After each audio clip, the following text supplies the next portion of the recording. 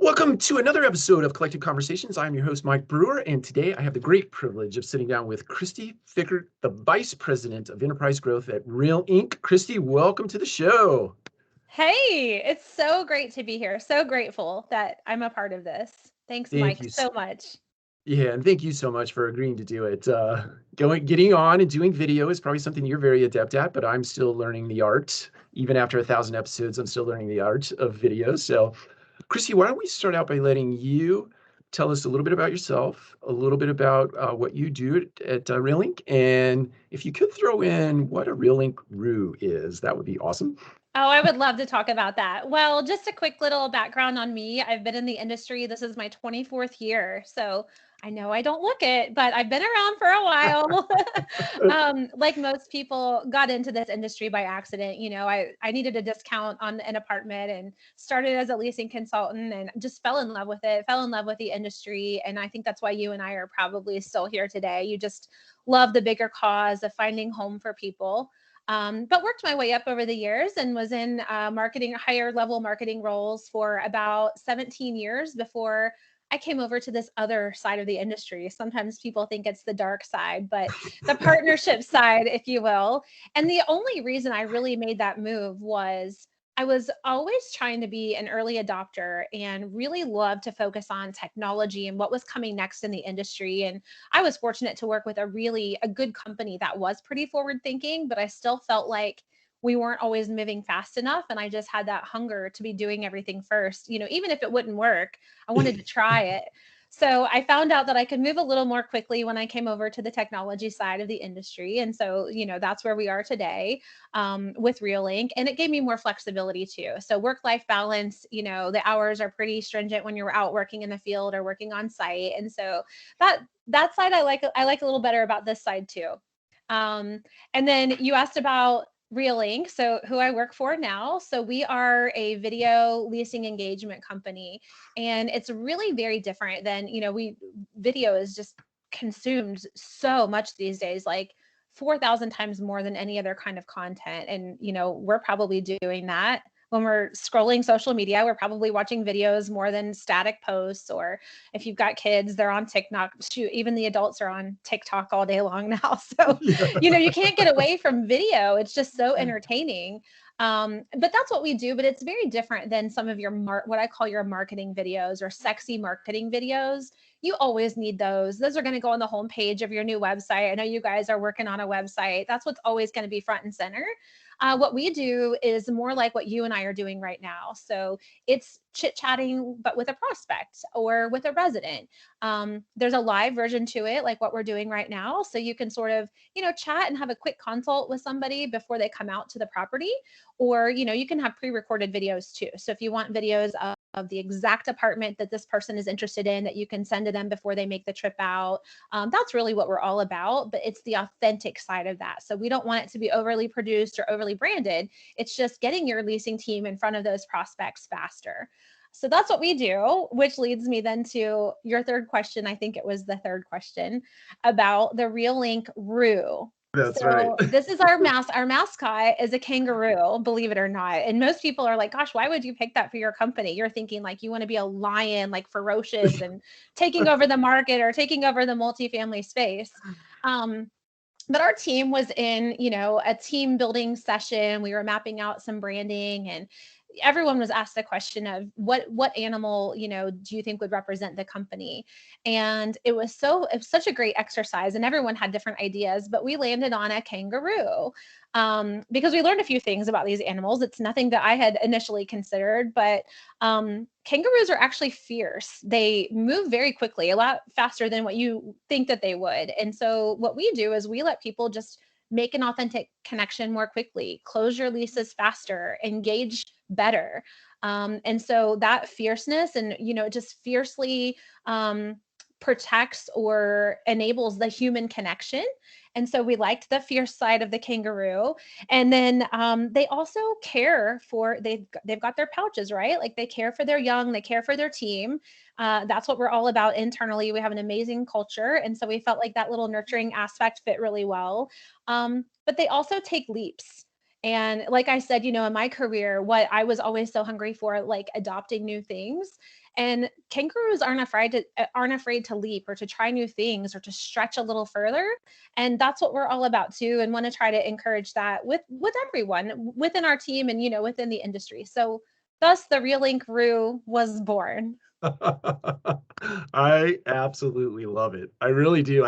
When I was sitting down and doing a little bit of research for this interview today, I came across that on your website and I was like, that is just, and it made me instantly think, okay, what would our animal be? But I couldn't. I was like, I don't know how I would do that or how to come up with that. But anyway, I love it.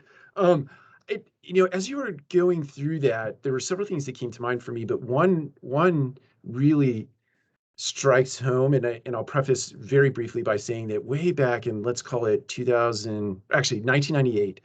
Gee whiz, I mean, I'm dating myself, but 1998, I was working with Equity Residential Properties at the time, and our regional vice president had a video camera, and he came out to the property and he put me and my regional manager, Greg Sorbana, you probably know him. We were standing in front of the video camera and we were talking about a program that we were doing at the property, and I froze. I couldn't speak. It was like somebody took everything out of my head and threw it to the side, and I couldn't. So that is to ask you this question. I lead by saying that so I could ask. My imagination tells me there are many people, maybe not the youth in our generation, but certainly people in our multifamily space that hesitate and get in front of a camera. How do you get people over that? Well, one, the more you do it, the better you get. So it's like public speaking, it's like taking tours. I remember when I was taking my first tour on property, I was so nervous. Did I remember where the model was? Did I pull the right key for the model? Do I remember to point out things? Did I take the ID? Like it's just like the first week that you're touring when you start in the business. But the more you do it, then you can do it in your sleep, right? Like all of the things. You don't need the reminders, you don't need the checklist on your desk. So I would say the more you do it, the better you get.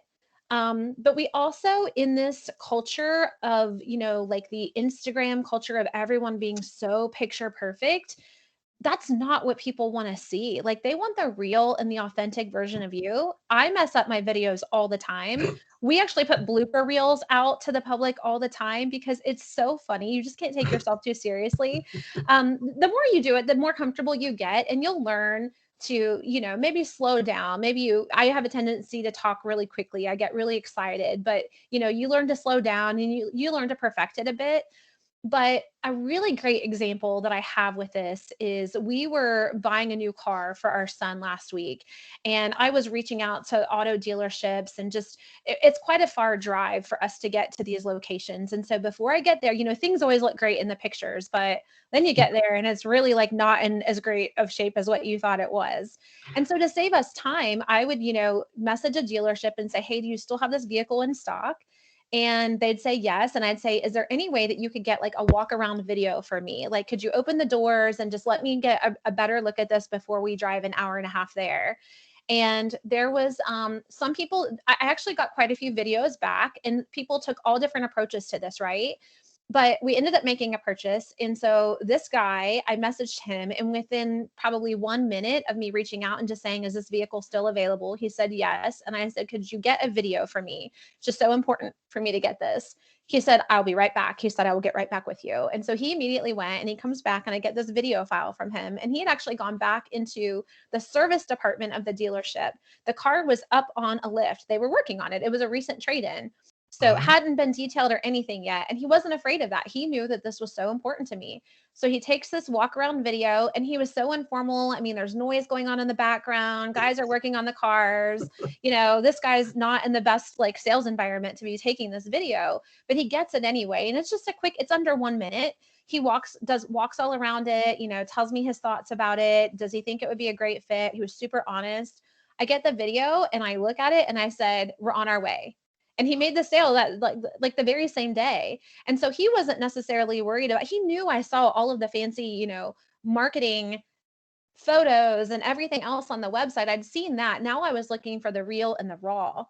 So yeah. if you're not, unless they're asking you to be on, a very branded kind of video, I would say you got to roll with it. Like I was not expecting anything fancy. I just wanted to get, straight to the point of what I actually needed in order to make a decision. And so you can't be afraid of that. Like it will and could lead to a sale. And so that's a really good example from outside of our industry. You can also, I think, you can create videos that don't go anywhere. Like you can just do it for yourself, like on your computer, pull up your, iMovie or whatever you've got and just record something really quickly and see what you think. That's right. Yeah. I think if I'd add to that, I mean, Multifamily Collective, which was called Apartment Hacker for the longest bit of time, was just that. When I started shooting video, 2014, 2015, I can't remember the date, but it was just because I wanted to get comfortable in front of a camera, because I knew at some point that this would be a technology that would emerge and become important, whether it be for personal branding sake or for professional branding sake. You needed to get adept at that. So yes, to your point, pull out the camera, make a video. Don't be afraid to post it out into the world, because the world will give you And you're going to get views. Listen, you're going to get views no matter what. Like you can look, people don't necessarily care what you look like as much as they care about what you have to say. And so if the weight of your words are good enough and strong enough, then it doesn't matter if you flub that up, if your hair not having the best hair day. Like that's my problem. I'll feel like, oh gosh, I don't really look camera ready today. I have to get over that sometimes. But you have to, because people do want to hear what you have to say, and you'll get engagement no matter what. You're definitely going to get more engagement with an imperfect video than you will with the most perfect regular, let's say, social media post. You're always going to get more engagement. I believe you just have to try it. You just have to do it. Yeah, that's it. Just, feel the fear and do it anyway, right? Yeah. Well, Melissa White, who's one of my favorite people in the industry, and she's, I think, in your market. I think she's down in Atlanta. She has a slogan, and she just says, "Do it afraid." You have to do things afraid. And I got to thinking about that when I ran for city council quite a few years ago, and I'm still on there now, but that was a very scary thing for me to do. It's something like I kind of always wanted to do, but then once I put myself into it and like signed on the dotted line and I'm running this campaign and it's very public, I'm thinking, oh my gosh, what in the world did I get myself into? Can I handle the time commitment? Do I know what I'm doing? Am I going to walk into these meetings if I win this and, look like a complete idiot? And I just realized, like, it just resonated with me that you just have to go, you just have to try it, and you figure it out as you go and you perfect it as you go. So it's the kind of like, progress over perfection. That's right. And it's the same way with video. If you're afraid of that, if you're afraid of public speaking, you just have to do it. And the more, I don't even know if it's about quantity and like doing it a lot. That certainly helps. But the first time you do it, it's like once you do it, you breathe this sigh of relief. And it's such a sense of accomplishment to have done something that you were afraid of. Oh yeah, I think that is so true. And I think if one other thing I'd add to that is that find yourself a good coach that is not afraid to tell you the things you don't want to hear, and show them your videos, especially as it relates to the platform that you have, Kristi, and certainly the value of video and marketing multifamily. It's good to have a coach who's not afraid to say, hey, you say a lot, or whatever your love word is that you defer to, but it's nice to have a coach. I love the love word. I have not heard that before, but I love that, and I definitely have love words. They're always there, aren't they? I'm going to start using, I'm going to start using that. I think that too with, that's something that we do and that I started asking people is, hey, do you want me to look at one of your videos and just review it for you? Because you might have really great content. What you're saying might be great, but maybe you don't have the technical know-how or like the editing skills to make it look really sharp. And that's where I don't have those skills either. I'm not great at editing and adding the music and the captions and all of those wonderful things. But there are some people who are really good at that. And I wanted to know how to do it. Recording a podcast. I mean, that's something I've always wanted to do. And so I'm like taking notes as to how you're running this today so I can figure out how to do it. And so that's a form of coaching too that people can give you. You just have to be willing to ask or take notice. That's absolutely true. Yes, and if you figure out the podcasting thing, certainly let me know your tips and tricks. I got to get going first. Yeah. So I want to bring it back to the multifamily space, how video it really invaded the space. I certainly think many people smarter than me have said this before, but COVID really accelerated the pace and the adoption of this particular avenue or media. If you're coaching or giving guidance to on-site teams in terms of how they use your product and what to highlight. I watched a bunch of examples on your website, but maybe if you could talk about some of those things that you would guide and direct people to talk about, because it wasn't just the asset itself and or the unit itself or the amenity set itself. It seemed like a much bigger picture there, and it was pre-recorded videos in addition to live videos. So kind of talk us through what you would do in terms of giving guidance to a site team to tell a story about a property. Yeah, sure. Well, and I think one thing, if I take it just a step backward from there, what I Okay. hear a lot is, well, I can't, I've been asking my team to create videos for years and they don't, they won't even try. So why should I not pay someone for this service where I still have to create the videos? And I say, okay, well, how were you asking them to create those in the first place? Were you just saying like, hey guys, go make a video of your one bedroom? That's not a lot of direction. Leasing people weren't hired to create videos. They're not videographers. They're leasing people. And so we're not giving them very specifics. We're just saying, go do this. And some of them probably, again, are making like TikTok videos every Right. day. And so they're super savvy and they can go do it. And others probably are like, okay, well, I can pull out the camera on my phone and I can like stand and pan around the apartment. And that's probably the extent of what we're going to get. And I think what's very different and what you get with us is, you know, you're not expecting your teams to shoot this video or a movie by themselves without a director. Now you're getting a director. So you're getting the person that's going to tell you, here's exactly what you need to shoot, and here's how you need to shoot it, and here's where you need to shoot it, and here's the environment that you need to have, and here are the tools that we're going to give you to do that. So that's the advantage that you get versus just, giving this blanket directive of go shoot some videos of the property or go get some, photos of the model. You get someone who's helping you and holding your hand through that whole process. So storytelling with video really is all about what do they not see on your website? Mhm. If someone is reaching out, just in the example I gave with the vehicle, when we were shopping for a vehicle, I needed to see more than what was shown on that website, right? I wanted the up close, I wanted the live video, I wanted to walk around, I wanted to see, open the doors, like what are you hiding, or what am I not seeing here? And Yeah. it's the same way with apartments. People always have that. It's why they always want to see a unit besides the model. They're afraid the model, well, does everything look like the model? Because we Right. know that you guys like decorate this beautiful, but everything else might not look the same. So just painting that whole picture, but what can you show with video that maybe isn't shown in your other marketing materials? And again, this is raw. It's very authentic video. It's not overly produced. So what are the things that they would want to see? Something that people don't think of and it doesn't sound very sexy is I always encourage them to, go in and turn on the water pressure and like let it run. Oh, yeah. It's a function that you don't think about until you move in and you're actually using that feature. But is it good? If it's bad, that's bad. None of us like when it doesn't work right? Um, so I recommend just what are the things that you don't get out of your regular marketing materials? What are the behind the scenes looks that you can capture? Um, I think your team, we do not show off our on-site teams enough. We know they are the reason that people rent. That's right. 100%. They rent our That's right. people before they ever rent apartments. Give your team a chance to shine. So again, we have to get them comfortable with being on camera, but meeting the team. And I'll tell you what, like some of the number one videos are maintenance videos. And these maintenance Oh, guys, like they don't like to always be on video. We have to get them comfortable with it too.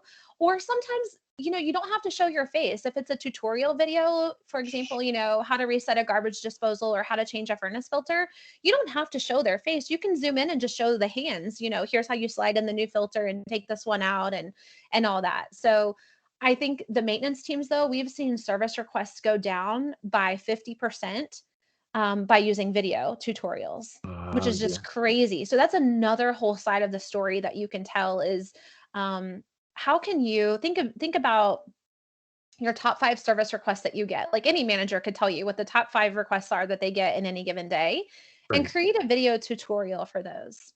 So if somebody calls and they say, I have my garbage disposal isn't working, we can say, actually, I have a potential fix for that. I might not even have to send maintenance. I'm going to send you a link to this video. And the video is showing the little red button that you hit the reset button. Right. And Right. that may or may not work. But if it does, then the resident just got a resolution faster. That's right. And the other piece of it is your maintenance team didn't have to go out. You didn't even have to write the work order. And then, If they try that and it doesn't work, then now your team knows for sure they need to get out and get there, but you didn't waste their time or the residents' time. That's So right. those tutorials, those are things that people don't always think about. And I put it in this context, Mike. If you need to know how to do something, do you go, dig through your junk drawer and find the instruction manual, or do you open a Google tab? Google all day long. Yes, and when I Googled even now, I used to read, look for blog posts or articles or how-tos, and now I'm going to video. I'm looking for video and I'm looking for the shortest video because I need an answer and I need it right now. That's That's right. what your residents are doing too, and even your prospects as they're looking for apartments, but that's the kind of content that you wanna create is the content that they can't get anywhere else, and then, of course, you can use it in follow-up. It's huge in follow-up emails when you personalize that and add their name. "Hey, Mike, here's the video of the one bedroom that we talked about on the phone, so glad you reached out to us today. It was great to meet you. Looking forward to hosting you for your tour." And they consume that more than what they'll probably actually read, the body of your email. That's well, sort of along those lines, does it talk to us about captioning?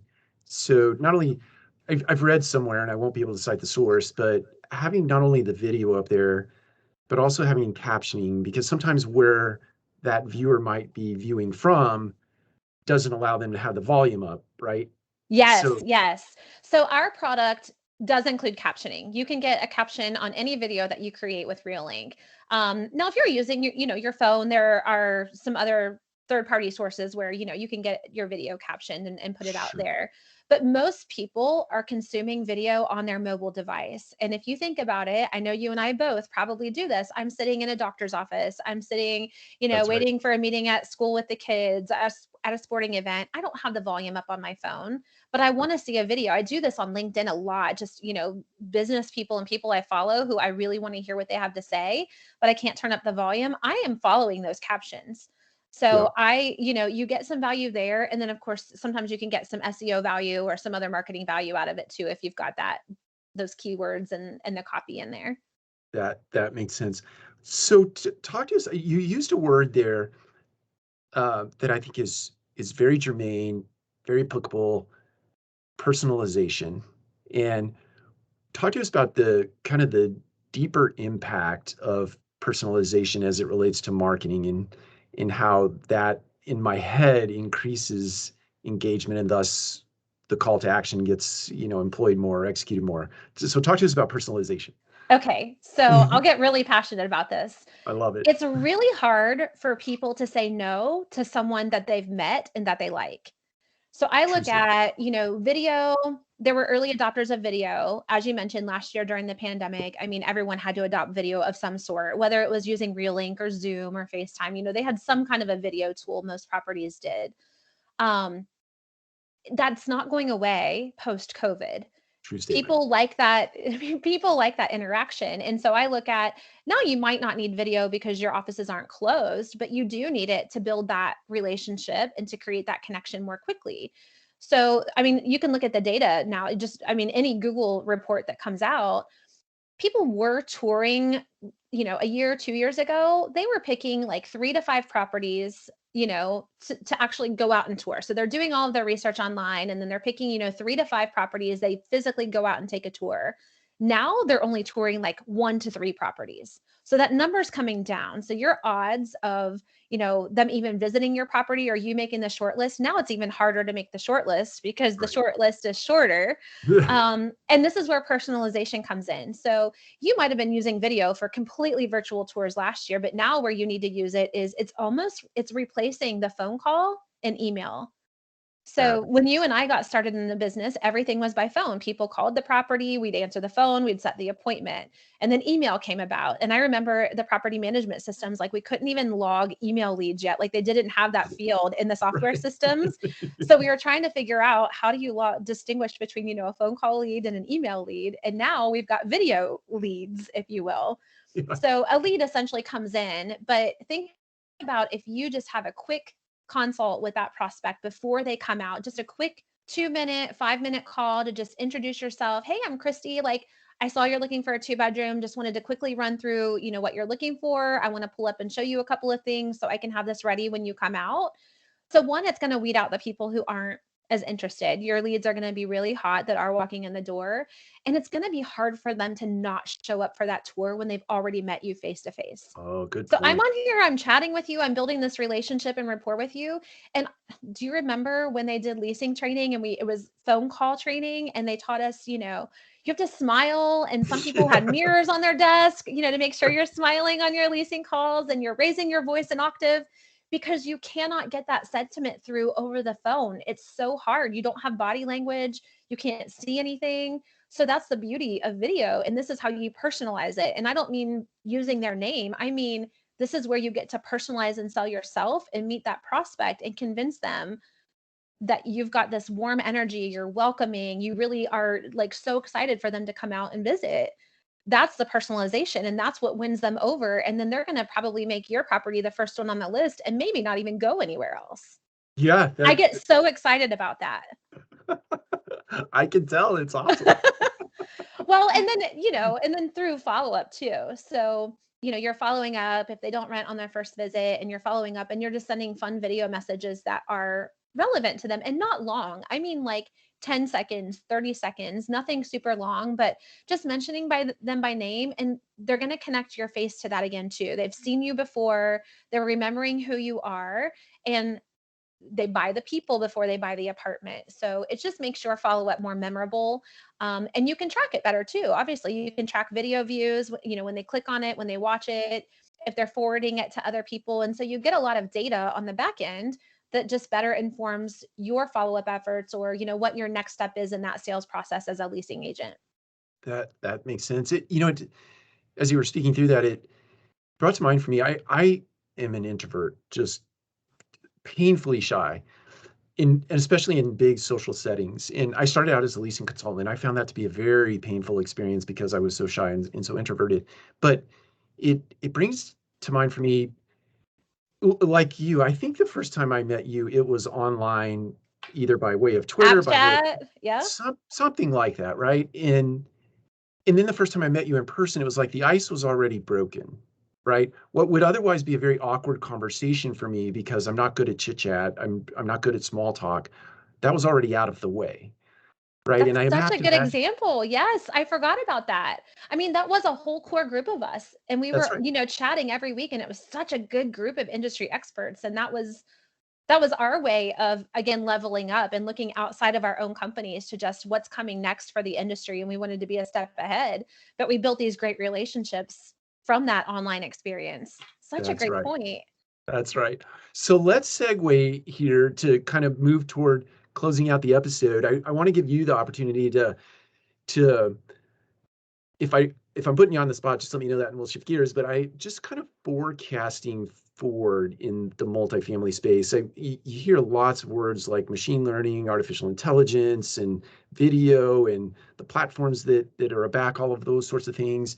If you're sort of crystal ball thinking for just a second, how do you think some of those technologies come together to create a better either team member experience or consumer experience, or even I think there's business partner experience that's in an equation, or even for owners and investors. Just how do you see the world coming together, maybe through the lens of marketing, but all those things coming together to present a different experience for people? Yeah, well, from like the team member experience, I'm seeing some really early indicators. I'm so excited about this because I mentioned that I came over to this side of the industry for some more flexibility with scheduling. Hmm. And I am seeing some people right now. We have some clients who are actually using video to retain and attract more talent. And here's how they're doing that.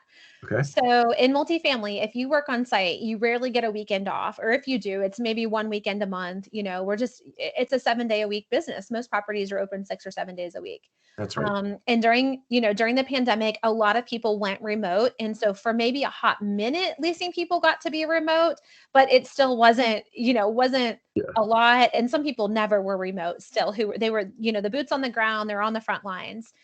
And so what we're seeing is there are huge staffing shortages, right? And we're an that's right. industry that typically has some higher turnover. And so what they're doing is their leasing offices are now only going to be open Monday through Friday, like 8 to 5 or 9 to 6. They're going to be closed on the weekends except for self-guided or virtual tours. And Ah, I just thought a light bulb went off and I thought, "Oh my goodness, I would have loved this when I worked on site."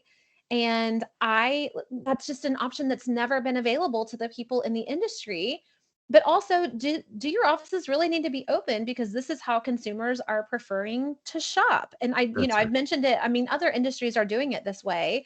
So could it work? One, how much would that just retain your employees and keep them from going somewhere else if they had the weekends off, or they could just lease from their desk at home and not have to actually go into the office, or you had some limited hours? Um, and then two, it's just, does that help you attract new talent too? I mean, people are going to go wherever they've got the best flexibility scheduling. Some companies are doing, unlimited PTO. We're hearing all kinds of crazy packages, not necessarily for site level teams, but I was so excited that we were inching closer to that. Yeah, I think you're so spot on, and it's to that DIY or do it yourself sort of mentality of the consumer today is predicated on things like Amazon and Apple. They've all sort of big companies have trained us how to behave as consumers, and the multifamily space is not immune to those sort of shifts and changes that are taking place. And in our team members should certainly enjoy the byproducts of all of that, right? Yeah, yeah, and I think the other piece of it too, going back to like the consumer side or the owner and investor side, owners and investors, they're trying to protect their asset. They financially want to do well with this asset and investment. And one of the things that they can do, whether it's Realnyc or any video product, is you can easily pivot your operations and keep going. You can keep operating. So we saw this during the pandemic, of course, but last, it was earlier this year, I don't know, January, February, and there was a crazy winter weather event down in Texas. Right. They don't handle snow well. Like, they don't have the equipment to do this, right? So Texas essentially shut down for a couple of days. People could not get to work because the roads were so bad. And what do you have to do in that case? Well, you have to call your appointments and you have to say, "Hey, we can't open the office today. We have to cancel these tours off the books." Well, if you have video, you don't have to cancel those. The prospect can dial in online, you can dial in online. And so essentially your operations continue to run. It's just a modified version of that, but it's such a quick pivot. And that's something that we just, like, pre-pandemic, never had. Now we kind of have it. Some people stopped having it once, we're on the other side of the pandemic. And there will always be something. It's not going to be a pandemic, but there's going to be a hurricane. There's going to be a fire. I mean, this is the industry full of surprises. Nothing, nothing is too crazy to happen in this industry. Oh But no. video, as an owner and operator, it really could help you keep operating, even if you're home at your desk dialing in with the prospect versus sitting in the leasing office. Oh yeah, that's right. And I read an article the other day, and I won't be able to cite the source. I read so much, but they were speaking about the increased level of activity, uh, meaning, to speak to your point about somebody of leasing consultants sitting there on a Saturday, they may be able to handle 4 prospects, right? If you're doing really good tours, traditional tours, that maybe 6 at the most, right? But now that you have this kind of technology, this kind of video delivery experience in DIY, maybe you're visiting with either directly or indirectly 12 to 15 or 20 to 25 consumers on a Saturday, right? So Yeah. you're kind of have a multiplier effect, if you will. There is. So we've got data speaking to that. I think the other interesting thing is, so there was a poll in multifamily share space on that site asking just people in the industry, what is your preferred way to tour? If you have to take a tour, what is your favorite way to do it? In person, virtual, self-guided? 83% of the people said that they wanted prospects to have to take an in-person tour. And I'm thinking, I get that. Leasing people, we're people. We want to be in Sure. front of the people. We want them to feel our energy. We want to build that relationship and connection, show them all of the bells and whistles, right? So I get it. But on the flip side of that, another survey at that same point in time, and this was of prospects, and they interviewed prospects who had all done virtual tours. This was from Satisfax, by the way. So it's not a Realnyc stat. It's like a third party. So they interviewed people who had taken some kind of a virtual tour in the last year, and 52% of them said that they would tour virtually without ever having to come and see the unit in person. So, right. And I All shop day. that way too. And yes, you will have people who want to come in and do a personal tour. Get it. We will always have that. but we also shouldn't be forcing the customers or the consumers to shop our way. So basically 50% of your traffic just wants to connect like this, and we're not letting them. And so then when you put the time to it, I'll tell you, virtual tours tend to be a little shorter than a regular tour. I mean, you cut out your tour route sometimes, or, you just kind of get down to the nitty gritty faster. And so we found it's typically a 3 or 4 to 1 ratio that you can substitute with virtual tour. So you can basically take 3 or 4 times as many tours or touch as many prospects in the same time that you would one in the traditional tour. Yeah. Which is crazy. So then if you're a leasing person and you think about commissions and you're earning commissions and you like money, Right. think about what that does for your paycheck. That's exactly right. Right. If you can tour, it's a numbers game, right? If you can tour 4 times the amount of prospects, you're likely to yield more out of that. Right. So. Right. Well, let's bring it to a close. I want to give you the opportunity to leave our audience and our listeners with any words of wisdom that you might, and certainly take another opportunity to plug your organization, and then we will call it an episode. Well, thanks. This has been so great. I would say something I love to tell people, whether they're new or old to the industry, is try new things.